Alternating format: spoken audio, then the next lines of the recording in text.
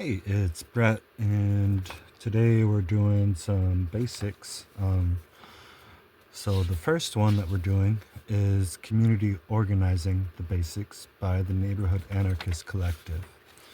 This guide is part of a community organizing resource. There's organizing the basics, facilitation, convening meetings, teams, how to start a successful group, security culture, mediation, supported conversations, and these can all be checked out at neighborhoodanarchist.org/organizing.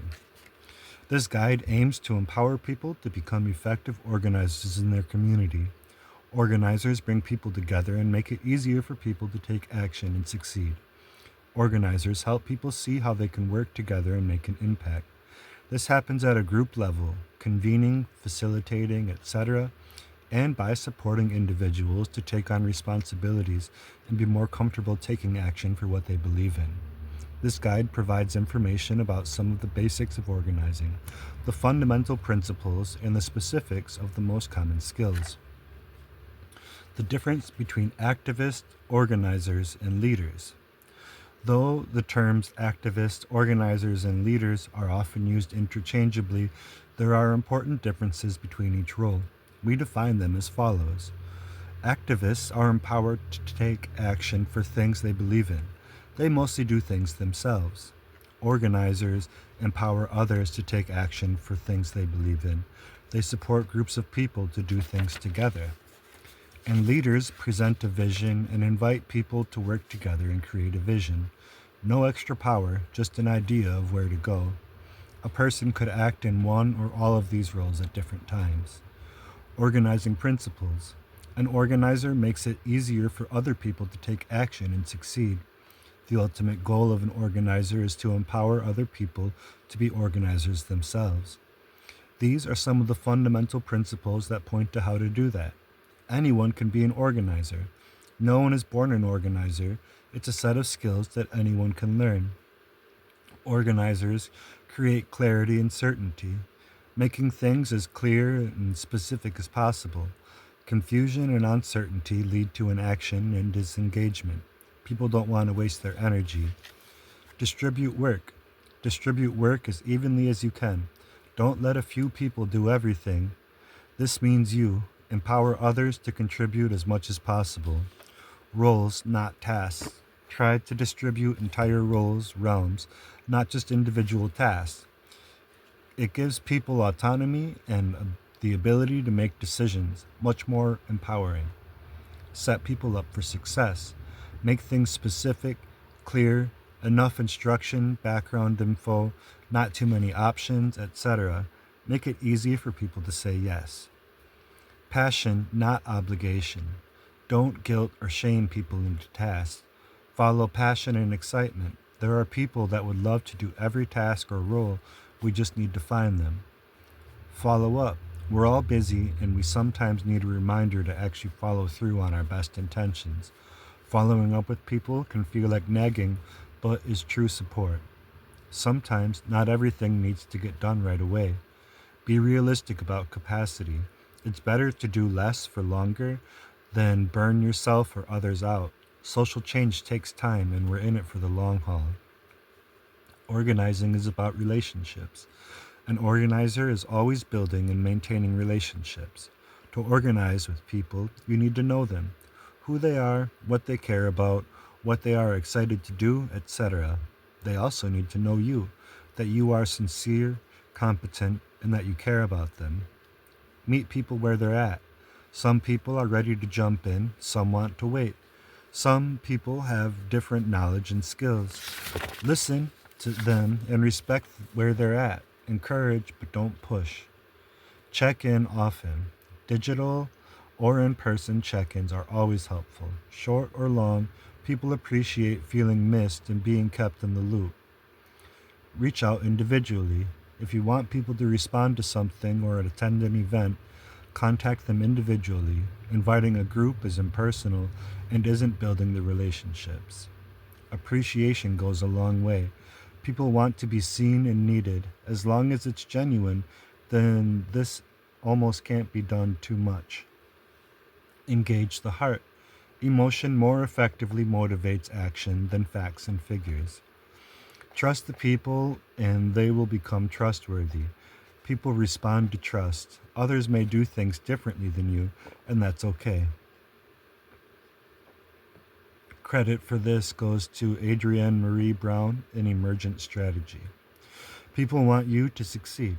Everyone you're working with wants you to do well because that means they are also doing well. You're a team. You're on the same side. It's not a test or a competition. Enjoy the work. In a world full of drudgery and fear, we can bring playfulness and joy to social justice work. If we're miserable doing social justice, then why would anyone else join us? Skill. Conversations with new or existing volunteers or group members. Conversations with new or existing volunteers or group members are vital to building relationships and distributing work. Some people find either easier than others. However, anyone can have these conversations by following these steps. Treat. Think, relationship, explain, ask, think. Think. So think through what you want to talk about with them and prepare. Build a relationship. Build a relationship. Ask them about their interests. Listen, share about yourself. Explain. Tell them about the role, organization, task, etc. that they could be involved in. Share the vision of what it would look like. What would they get to do? What impact would it have? Ask. Ask if they'd like to be involved with whatever the opportunity is. Don't leave it vague. Clarify any details or next steps. Thank them. Thank them, regardless of their answer, and acknowledge them for being courageous enough to talk with you. It shows how much they care. This isn't a rigid order. Be flexible and jump in between steps. Let the conversation flow naturally. Be sure to follow up afterward and thank them again. See how they're doing and ask if they need any information or support. Skill convening. Organizers are often responsible for convening, making sure the team meetings happen and making it as easy as possible for people to attend the meeting and do the work of the team. This could be rotated to others as a way to distribute responsibilities. At its simplest, convening is scheduling meetings and telling people when and where they are. The rest of this section is just details. Convening principles. Clarity and certainty. The role of the convener is to create clarity and certainty. Certainty that the meeting is going to happen or not. Clarity about when and where the meeting is happening, what will be discussed, etc. Make questions simple. Most convening happens digitally, and providing too many options or asking too complicated questions digitally is very difficult. Open-ended questions, like when do we want to meet, are harder to respond to. Keep questions about dates, times very clear and simple. This or that, yes or no. Save complicated questions for during the meeting. Sometimes you need to decide. Sometimes you won't hear from everyone or be able to reach a digital consensus quickly on when or where to meet. If time is running out, make the best decision you can based on the input you've received. Tasks of convening, scheduling or rescheduling meetings. You can use scheduling tools like whenisgood.net or doodle.com to find times that work for a group of people, easier than a bunch of emails back and forth. Finding a regular day time is ideal, like the first Wednesday of each month at 6 p.m. Using schedulers for every meeting can get tiring. Often the first meeting can be decided with the scheduler, then decide the regular time at that first meeting. A regular location is good, so people know always to go to the same place. And if a meeting needs to be rescheduled, it's best to figure that out as soon as possible. Last minute rescheduling is stressful, and it's usually easier to cancel. 2. Draft agenda. A. Start a draft agenda as soon as possible on cryptpad.fr or Google Docs. B. When drafting the agenda, it can be useful to lead with a short purpose statement so people understand the main goals of the meeting. C. Basic outline. 1. Check-ins. 2. Review agenda. 3. Review previous tasks. 4. Your agenda items. 5. Review time of next meeting. 6. Debrief how the meeting went. Appreciate each other. D. Invite people to add items to the agenda. 3. Announcing meetings. A. Once the meeting is scheduled, announce this in the appropriate communication system, email, etc. B. Include a draft agenda if possible, and invite people to add agenda items. 4. Meeting reminders. A. Send a meeting reminder when a couple days before the meeting and the day of the meeting. B. 80% of organizing is reminders. C. Include all the important information: date, time, location, agenda. D. Make note if anything is different than normal, different location, different time, etc. E. Invite those who can't attend the meeting to send ideas or feedback via email or comments on the agenda document. 5. Ensure there's a facilitator. See facilitation guide. A. Conveners don't need to facilitate meetings themselves, but ensure there is a facilitator or ask who wants to facilitate at the beginning of the meeting. B. It can often work well for the convener to facilitate the first couple meetings of a new team or group. 6. Ensure there are notes. A. Similarly, a convener doesn't need to take notes, but ensures that someone is taking notes. B. A convener also ensures that the next step and notes are sent out after the meeting. 7. Check in with people about tasks. Depending on what the team wants, a convener can also send out reminders about the tasks in between meetings. This may seem like a lot, but remember that convening really is just scheduling meetings and telling people when, where it is. The details about how to do that are intended to help you along. If you have any questions or additional ideas to include in this guide, or ways that things could be simpler, please send them to guides@neighborhoodanarchist.org. And this is another one within that series, How to Start a Successful Group. This guide is based on the experiences starting the Neighborhood Anarchist Collective in so-called Eugene, Oregon, neighborhoodanarchist.org. Intro. Starting a new group can be intimidating, but it is often the best thing to do if there are no groups that resonate with you nearby. It is a significant amount of work, but very rewarding. It is a huge help if you can work with a few people on these steps, but this guide also works for an individual starting a group on their own. Step 1. Write a vision. Imagine what the group might ideally look like after it's established and been around for a year. Write down a vision of what it's like. What do you love about it? What is the group working on? What attracts people to the group? What is the feeling people get when they're engaged in the group? Really paint a picture with as much detail as you can. Focus on what it feels like more than the specific actions. Write in the present tense so readers can experience it as something that is possible. Spend a decent amount of time on the vision. Get feedback on it, and revise it until it is super clear. This is the invitation you will send to others.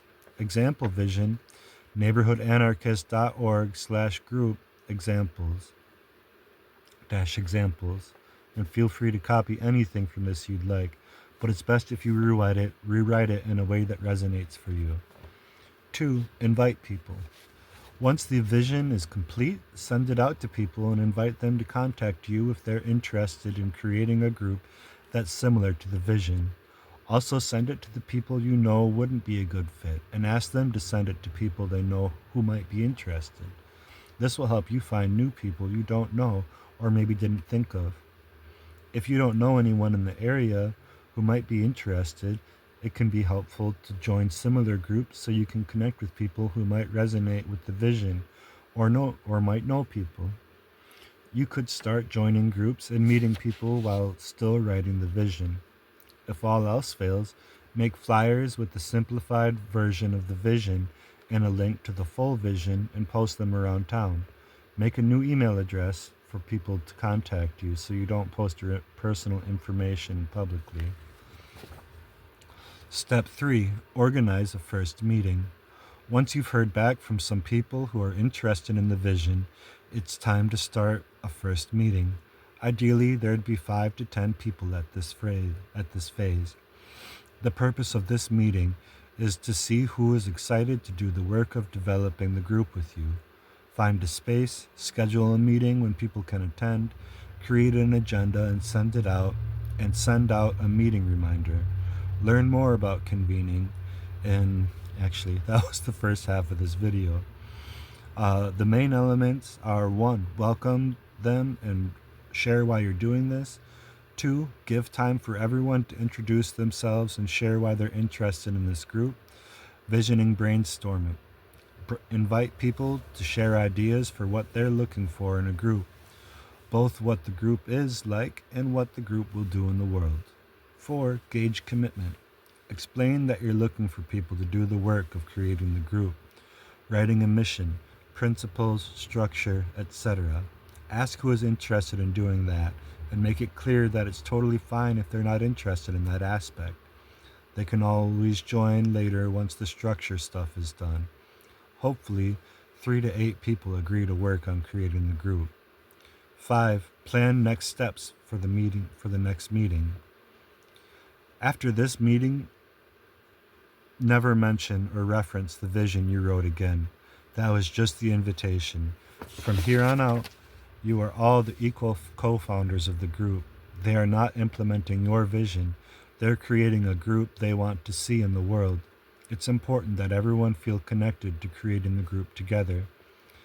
For an example first agenda, you can go to neighborhoodanarchist.org/group-examples. 4. Develop group structure. Start meeting regularly, ideally weekly, with the co-founders. Remember, you are all equals, so you're not necessarily guiding this process anymore at this point. You're working it out together, and people may prefer different ways of doing things. These are some suggestions for you to propose. Start by setting meeting norms for how you will work together and develop plans for how you'll write the mission, principles, structure, norms, name, etc. This basic process works well. 1. Invite people to individually think about or work on something for the next meeting, like a draft of mission statement. Then 2. Then share the individual ideas and brainstorm more ideas at the meeting. 3. From a subgroup, 2 to 3 people. Form a subgroup of 2 to 3 people to take the ideas and make a first draft. It's really hard and takes a long time to write something as a full group. It's much easier in a small group. Bring the draft to the full group for feedback. Revise based on the feedback, either an individual or back to the subgroup for the next draft. 6. Repeat steps 4 to 5 as needed, or maybe jump back to an earlier step if it doesn't seem like you're reaching a satisfying final version. Finalize the mission and principles first, then start on the structure, norms, name, etc. You want everything to stem from the mission and its principles. Continually reference back to them. A solid mission and principles are the foundation of the group. It will help people self-select themselves into or out of the group so you're all on the same page, and they are things you can align with instead of personal preferences when making decisions, especially difficult decisions. The goal of this phase is to write the structure documents, but it's also a time for this group of people to get to know each other and really work out what the group is going to be about. This will be the core of the group for a long time and will hold the vision for new people. New people can join the group at this phase, but make it clear to them that you're mostly working or writing documents, not doing much in the world yet. Other documents to consider working on: safer space norms, meeting norms, security culture, and/or conflict resolution process. Structure how decisions are made, who makes decisions about what, who meets when for what purposes, how things are internally organized, teams, projects, gatherings, assemblies, and so on. Meeting norms, general practices for how you want meetings to go. Norms happen naturally, unconsciously in every group. By declaring them at the beginning, you can ensure they align with the mission and principles. It's also helpful for our new people. Safer space norms, general practices specifically to reduce oppression and support people to feel comfortable sharing and contributing. Security culture, a set of shared customs for a community whose members may be targeted that are designed to minimize risk, offset paranoia, and increase effectiveness and trust. Learn more at neighborhoodanarchist.org slash security culture slash security dash culture slash conflict resolution. Conflict is inevitable in any group. Developing a process for how to resolve it from the beginning will make this conflict less disruptive. Examine examples, mission, and principles. Neighborhood, for different examples, go to neighborhoodanarchist.org. Step 5, public kickoff. Once the group structure is complete, it's time to publicly launch the group. Beware that it can feel easier to stick with creating structure documents forever. They'll never be perfect. Plus, everything will change once you actually start using them with more people and seeing what works and what doesn't work. At a certain point, you'll need to just call it good enough and choose a date for the first kickoff. This first meeting is important. It's the group's debut. It can be helpful to form a subgroup just to plan the kickoff, agenda, content, promotion, etc. Promote it as widely as you are comfortable. 20 to 30 people in attendance would be great. So that could just be friend connections, public flyers, etc. Think about the goals of the kickoff. What do you want attendees to come away with? Important aspects of the kickoff. Have as many different founders as possible present to facilitate different sections. It's a group effort.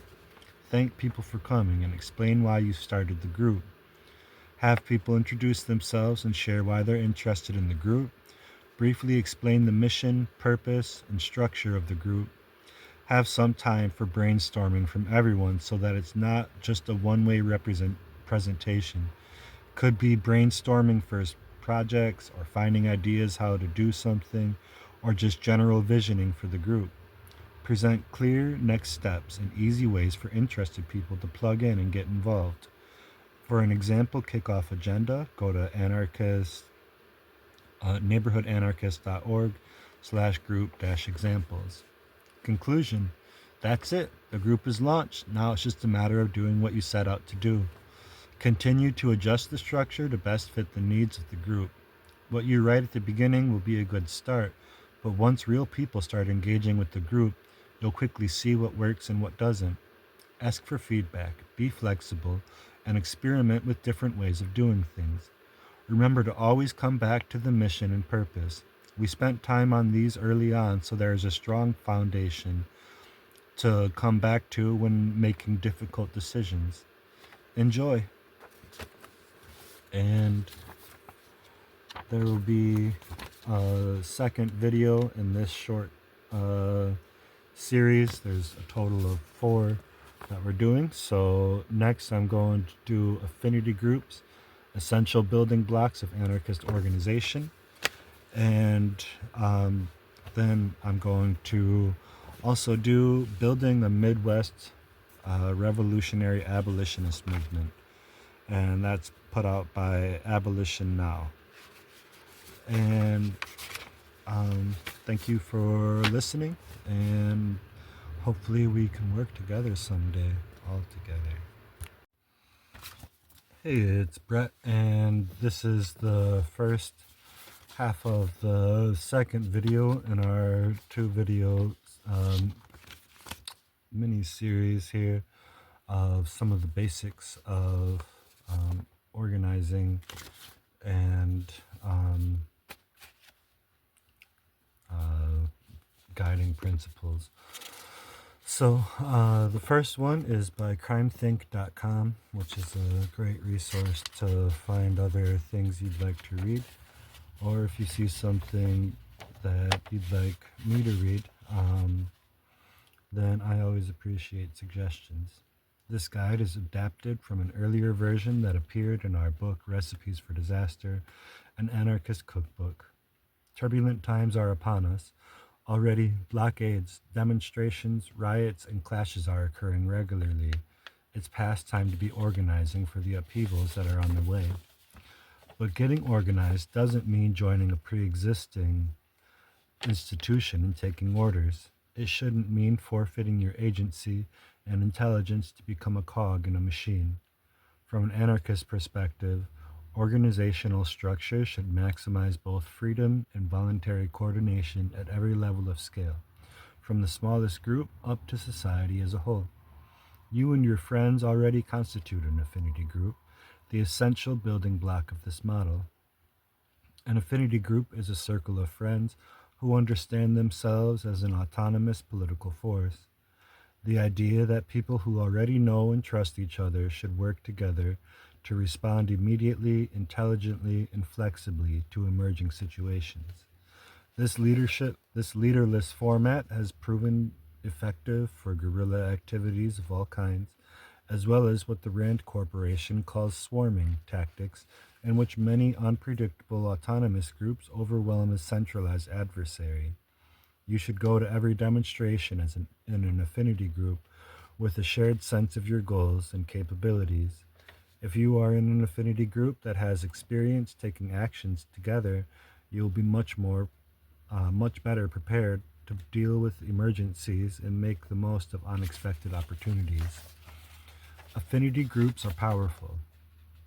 Relative to their small size, affinity groups can achieve a disproportionately powerful impact. In contrast to traditional top down structures, they are free to adapt to any situation. They need not pass their decisions through a complicated process of ratification, and all the participants can act and react instantly without waiting for orders, yet with a clear idea of what to expect from one another. The mutual admiration and inspiration on which they are founded make them very difficult to demoralize.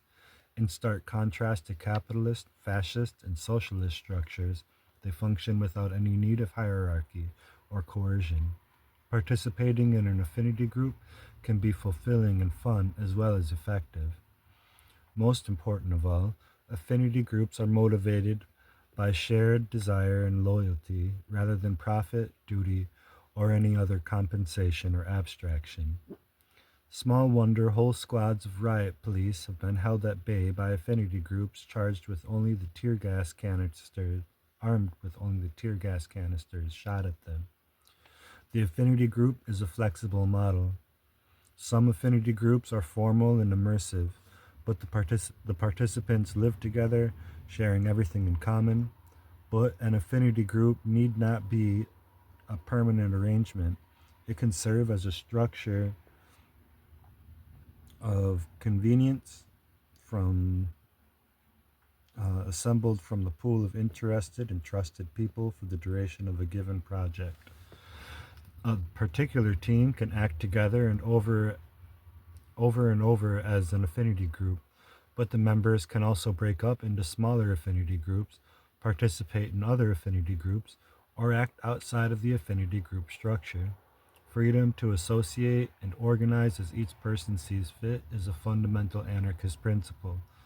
This promotes redundancy, so no one person or group is essential to the functioning of the whole, and different groups can reconfigure as needed. The affinity group is a flexible model.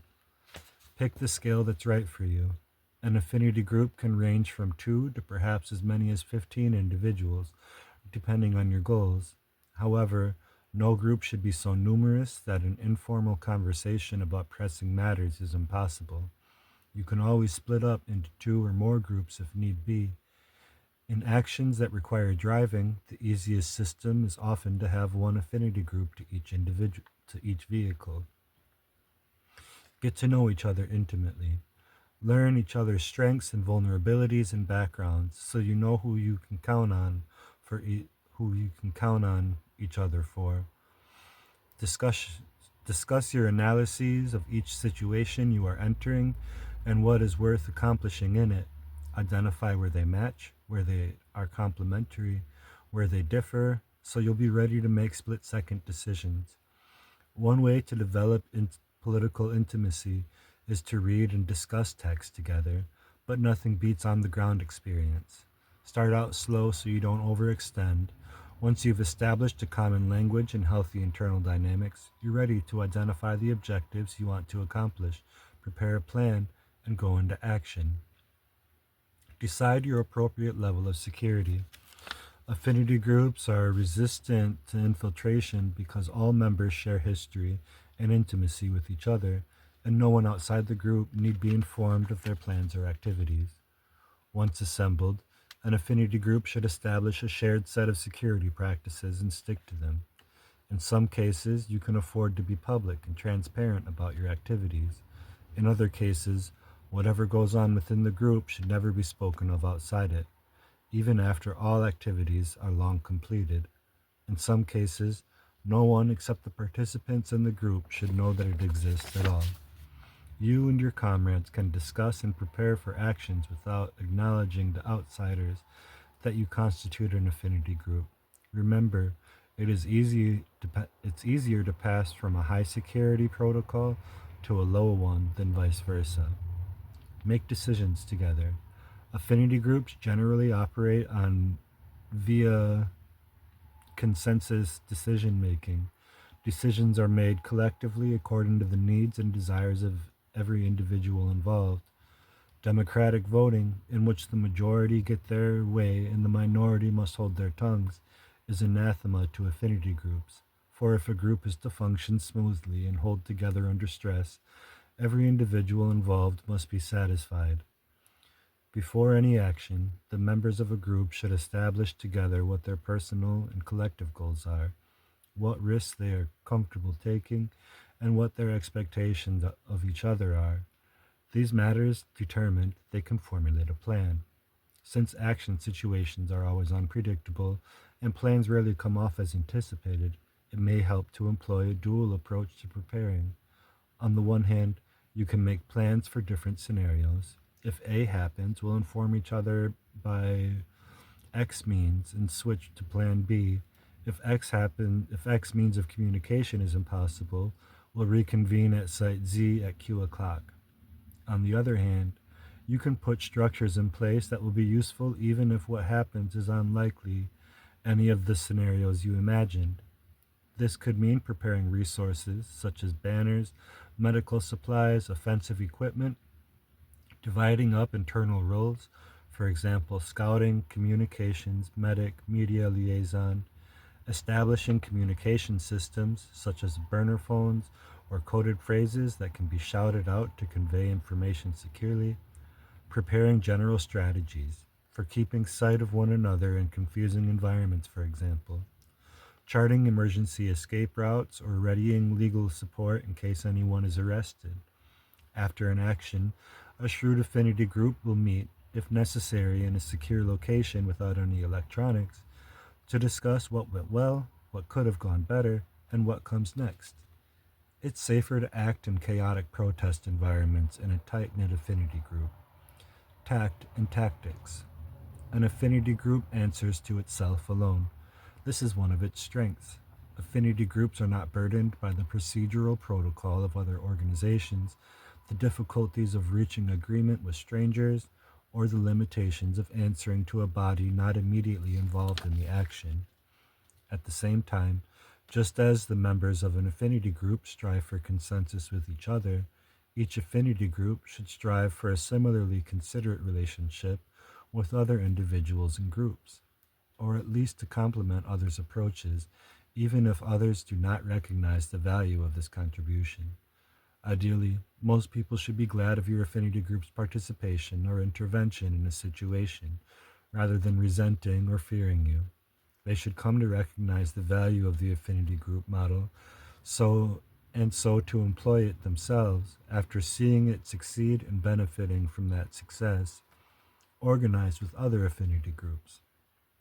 An affinity group can work together with other affinity groups in what is sometimes called a cluster. The cluster formation enables a larger number of individuals to act with the same advantages of a single affinity group has. If speed or security is called for, representatives of each group can meet ahead of time, rather than the entirety of all groups. If coordination is of the essence, the groups or representatives can arrange methods for communicating through the heat of the action. Over years of collaborating together, different affinity groups can come to know each other as well as they know themselves, becoming accordingly more comfortable and capable together. When several clusters of affinity groups need to coordinate especially massive actions, before a big demonstration, for example, they can hold a spokes council meeting at which different affinity groups and clusters can inform one another, to whatever extent is wise, of their intentions. Spokes councils rarely produce seamless unanimity, but they can apprise the participants of the various desires and perspectives that are at play. The independence and spontaneity that decentralization provides are usually our greatest advantages in combat with a better equipped adversary. Bottom lining. For affinity groups and larger structures based on consensus and cooperation to function, it is essential that everyone involved be able to rely on each other to come through on commitments. When a plan is agreed upon, each individual in a group or each group in a cluster should choose one or more critical aspects of the preparation and execution of the plan and offer to bottom line them. Bottom lining the supplying of a resource or the completion of a project means guaranteeing that it will be accomplished somehow, no matter what. If you're operating the legal hotline for your group during a demonstration, you owe it to them to handle it even if you get sick. If your group promises to provide banners for an action, make sure they're ready, even if that means staying up all night the night before because the rest of your affinity group couldn't show up. Over time, you'll learn how to handle crises and who you can count on in them, just as others will learn how much they can count on you. Go into action. Stop wondering what's going to happen or why nothing's happening. Get together with your friends and start deciding what will happen. Don't go through life in a passive spectator mode, waiting to be told what to do. Get in the habit of discussing what you want to see happen and making those ideas reality. Without a structure that encourages ideas to flow into action, without comrades with whom to brainstorm and barnstorm and build up momentum, you are likely to be paralyzed, cut off from much of your own potential. With them, your potential can be multiplied by 10 or 10,000. Quote, never doubt that a small group of thoughtful, committed people can change the world, Margaret Mead wrote. It's the only thing that ever has. She was referring, whether she knew it or not, to affinity groups. If every individual in every action against the state and status quo participated as part of a tight-knit, dedicated affinity group, the revolution would be accomplished in a few short years. An affinity group could be a sewing circle or a bicycle maintenance collective. It could come together for the purpose of providing a meal at an occupation or forcing multinational corporation out of business through a carefully orchestrated program of sabotage. Affinity groups can have planted and defended, or affinity groups have planted and defended community gardens, built and occupied and burned down buildings, organized neighborhood and child care programs and wildcat strikes. Individual affinity groups routinely initiate revolutions in the visual arts and popular music. Your favorite band was an affinity group. An affinity group invented the airplane. Another one maintains this website. Let 5 people who are resolved to the lightning of action rather than the agony of survival. From that moment, despair ends and tactics begin. Anonymous. Crimethink.com.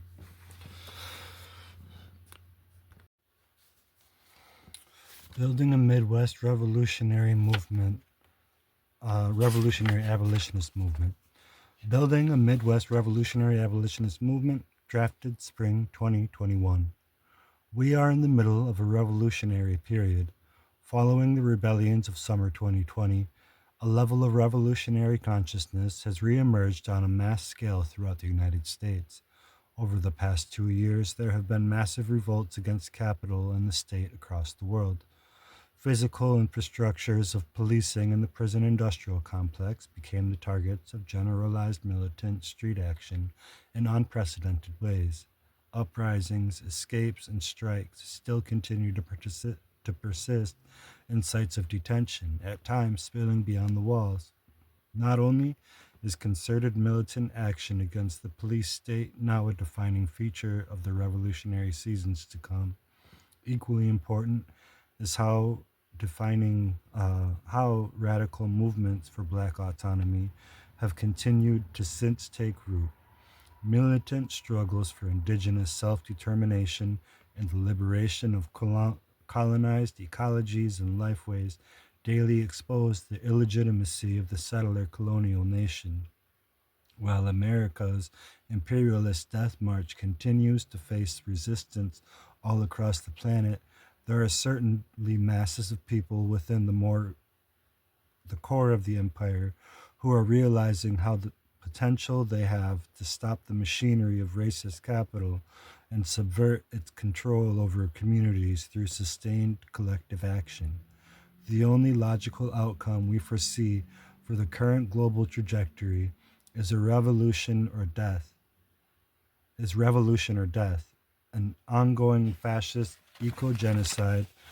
The document is the product of a group of revolutionaries in the so-called Midwestern regions of the United States to clarify a regional political trajectory for revolutionary abolitionist practice in the Midwest.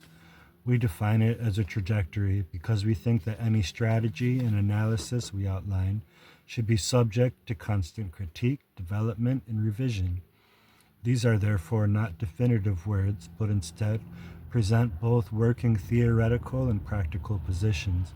We hope that this trajectory informs revolutionaries working within our own region, as well as revolutionaries organizing throughout and against the broader white colonizer plantation society.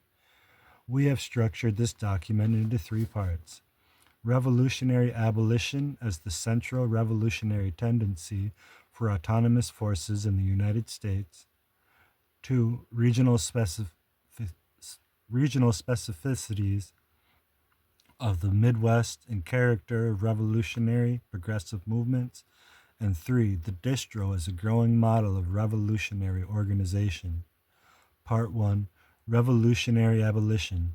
We want to redefine we want to define revolutionary abolitionism as we believe that the character of a revolution in the United States emerges from the political conditions of resistance to captivity and forms of state domination specific to the local articulations of anti-blackness and white supremacy.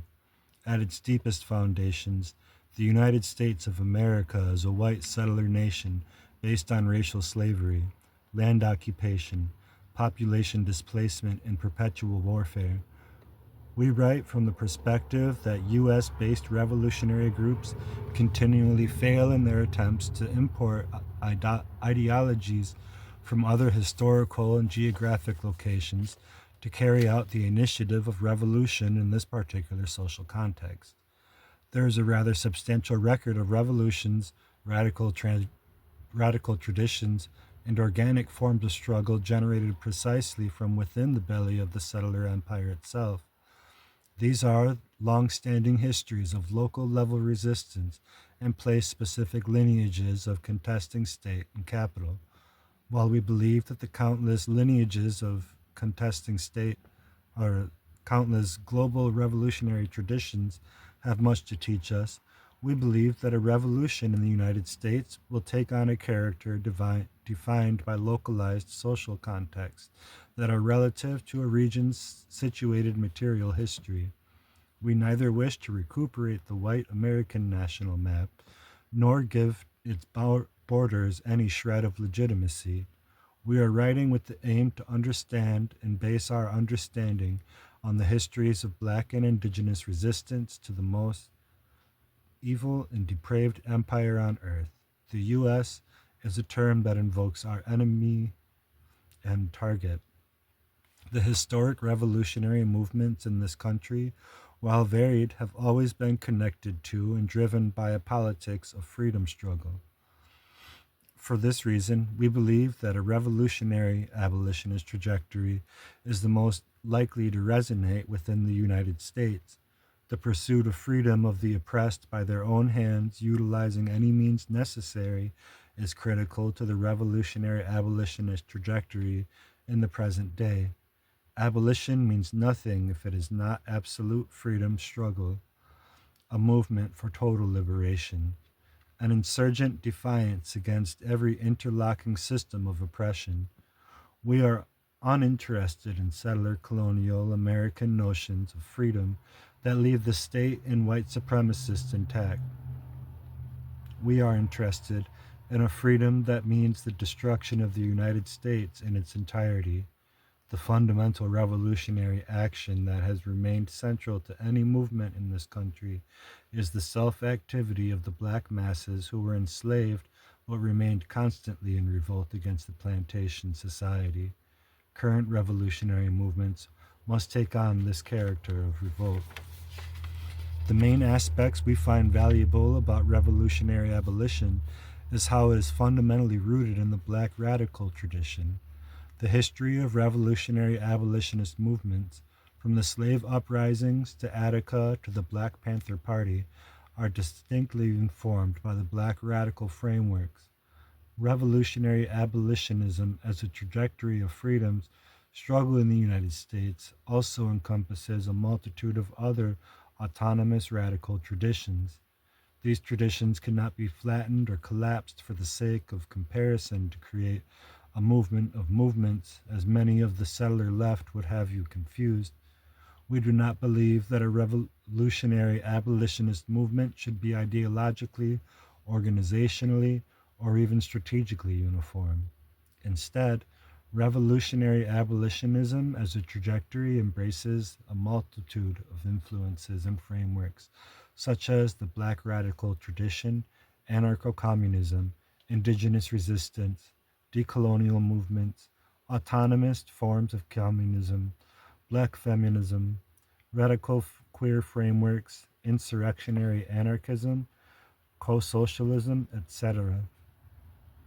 Building on the ideas of these 3 decades of radical and revolutionary black, native, feminist consciousness in particular, we also believe the prison industrial complex forms the overarching context of the struggle that we are situated in and fight against as abolitionists.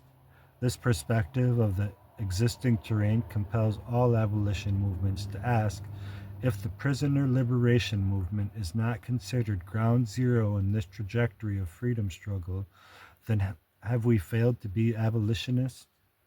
Both the leadership and participation of the imprisoned populations and non-imprisoned people's willingness to bend the bars and connect the revolutionaries inside are important features of a movement that has qualitatively abolitionist in the United States. While many of the above principles expelled in definition exceed the boundaries of this position paper, the terms of engagement and proposals for Midwest revolutionary abolitionists that we plot here forward are possible in a number of places already being actualized. Blueprints and models, of course, are never sufficient, and a catalyst project will always require experimentation to achieve any objectives it sets out to do. The remainder of this paper will discuss the specifics and particular contours of the Midwest as a specific terrain we see ourselves in as revolutionary abolitionists in the streets, and an argument for the proliferation of the distro form, which encompasses a catalyst project that combines the objectives of survival, study, and class combat through the simple use of table, some food, and zines. Part 2, the Midwest. The regional specificities of the Midwest are particularly important for the revolutionary abolitionists. Our conception of the Midwest is related mainly to particular conditions of life in the areas we reside that are determined by and place-specific structures we are in conflict with.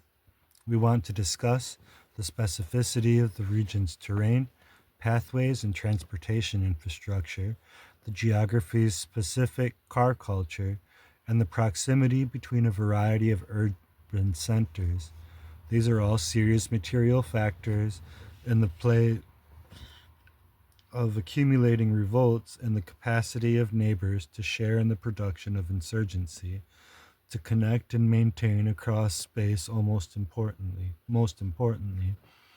Unlike the East Coast, which is connected by a bunch of trains and major interstates and is relatively close together, the urban centers are islands within the Midwest. This does not mean we cannot find our way to new pathways. The use of cars in rebellions and the ability for our comrades to drive across large distances to build is something that we should invest deeper and consider in revolutionary strategy.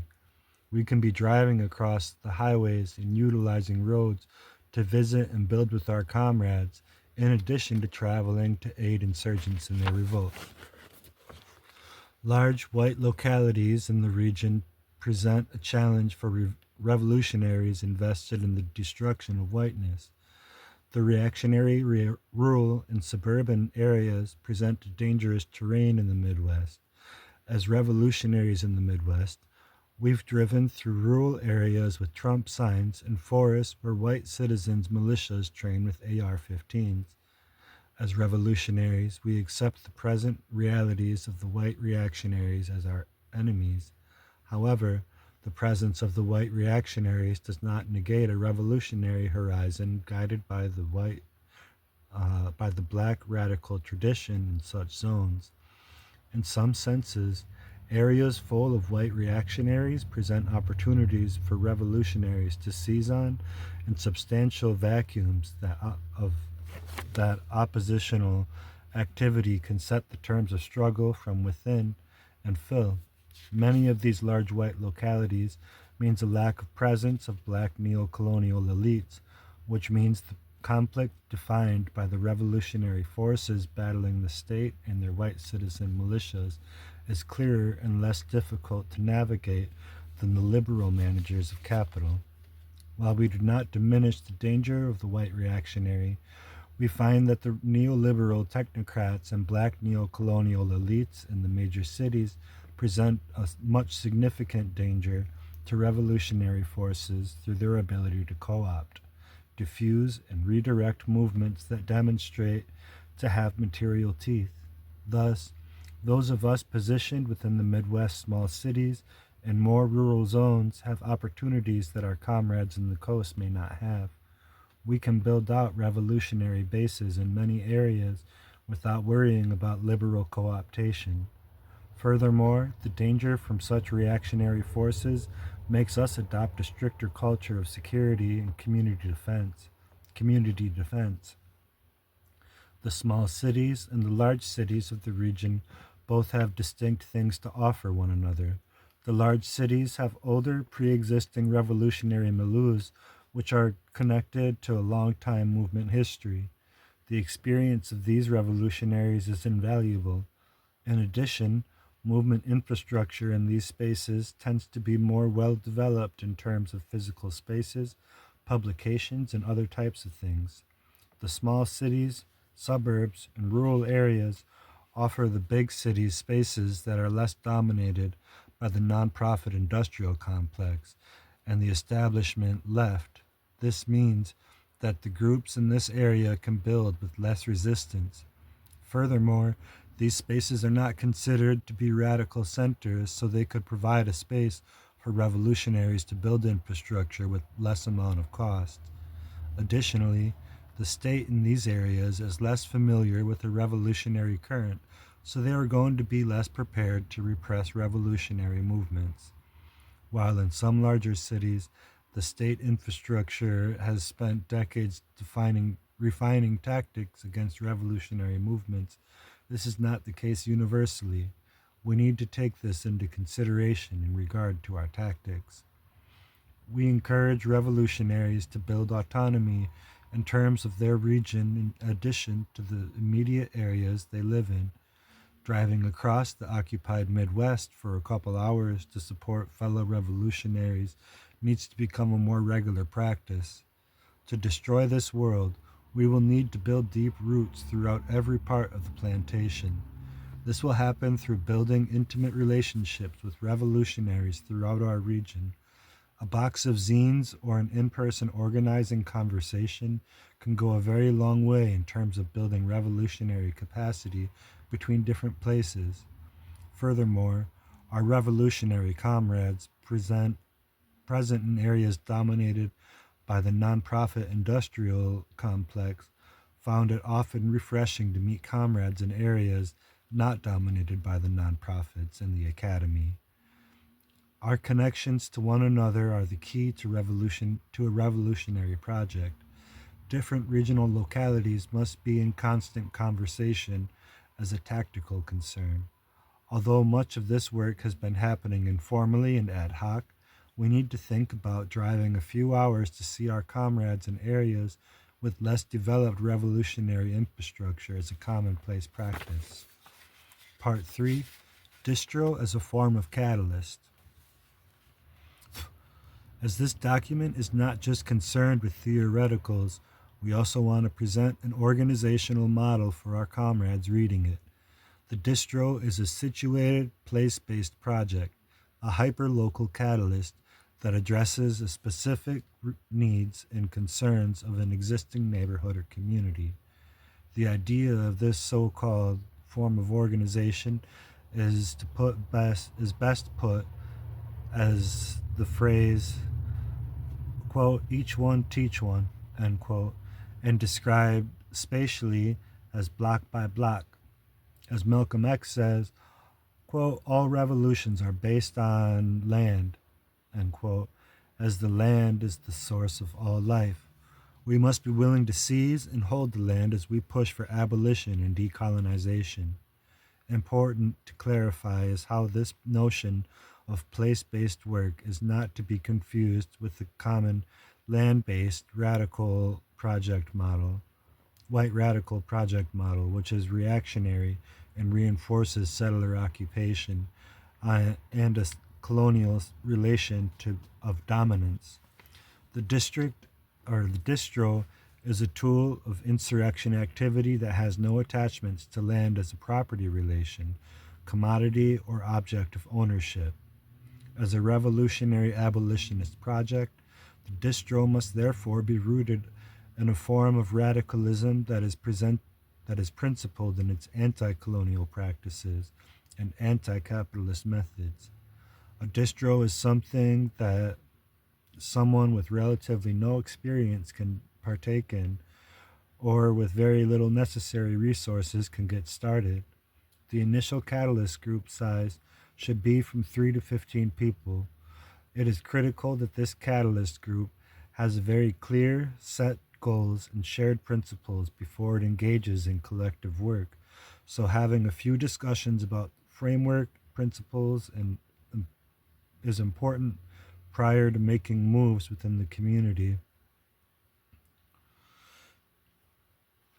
The goal of the distro is not to perform the functions of a vanguard, but rather act as a catalyst for a variety of autonomous projects and within a neighborhood and eventually a larger regional area. We believe that the street side distro in particular is an easily reproducible form through which revolutionaries can organize in so many different settings. Distros have over the years even served to provide structure for genuine grassroots revolutionary movements to organize across prison walls. The distro is a versatile medium and method of revolutionary abolitionist community organizing which is based principally in collective practices of survival, study, and class combat, conflictuality. We find that these three practices are essential for the revolutionary project. We believe that the revolutionaries must be supporting each other and our communities to survive the brutality of capitalism. We take particular inspiration from the idea of poor people's survival programs as theorized and implemented by the Black Autonomy Federation. Faith and courage in one's capacity to challenge oppressive systems is gained through taking action to keep one another housed, fed, warm, and safe. A critical part of these survival programs is going to be developing structures of access, care, and material support for people with children, people with disabilities, formerly incarcerated people, and survivors of systemic state and interpersonal violence. The idea of study is that revolutionaries involved in these distro projects need to be constantly developing cultures of learning, self criticism, and accountability. The cultures of learning are going to be oral in many cases rather than dense theoretical cultures that are only accessible to academics. While we believe that it is essential for all revolutionaries to have deep knowledge of history, theory, and tactics, we believe that the main concern for revolutionaries is doing popular education about revolutionary topics. If you are not prepared to communicate the objectives of your project to people without academic jargon or in a way that moves beyond savior paternalism, then preliminary education internal to your group may be needed. We suggest, therefore, trying to naturalize abolitionist study as a feature of your immediate communities of struggle and slowly move outwards into the neighborhoods, spheres of social life, or other centers of convergence. We believe that a good popular form for political education is distributing zines. The zine distro is a useful medium for entering into the common vibration of your community, circles, social space, or whatever. Sharing literature is central, but it is not the only way to communicate your ideas to people you are in relation with. Primarily, the zine distro must be oriented towards the people rather than to the personal politics of the revolutionaries. The goal of the popular education is not to try and circulate esoteric texts, but rather educational material that builds and helps make sense of the ongoing struggles and material conditions faced by a community. The goal of the zine distro should be to articulate and defend the revolt against settler society. This could mean that the distro develops text specific to the area that the revolutionaries operate in to develop localized analysis. For instance, the Midwest has a long history and deep culture of zine distribution that interestingly always had one of its largest audiences in the prison. The importance of reaching into the prisons and sending literature and correspondence can also never be underestimated. Co creating literature with imprisoned revolutionaries is also an invaluable way to sharpen one's own group analysis, as the non imprisoned revolutionaries can never fully comprehend the changing politics of power in plantation society without listening to the pulse of the movement for prisoner liberation. Finally, we emphasize the need for class combat as a central part of the distro model. We believe that conflictual actions that contest the domination of the state and racist capital are critical. We want to emphasize that we place importance on the mass grassroots organizing model for this conflictuality. The distro should help catalyze projects that fight back against class enemies such as cops, prison bureaucrats, capitalists, landlords, fascists, and bosses through utilizing a variety of different tactics. The most important that the projects could look very different place by place. It could be a cop watch in one neighborhood or a tenants union in the next, or both. The goal is to enable collective groups of people that can combat class enemies in a way that is militant, uncompromising, and continues to bring people into the struggle. The centrality of attack is critical as well. Yet, the differences between this approach to class combat and what we add to an insurrectional approach is our focus on what happens between the upswing periods of revolt, and that revolutionary activity necessitates the creation of mechanisms of community accountability and a deep commitment to eradicating gendered and racist violence, exploitation, marginalization, domination, hierarchy, and ableism internal to our movements.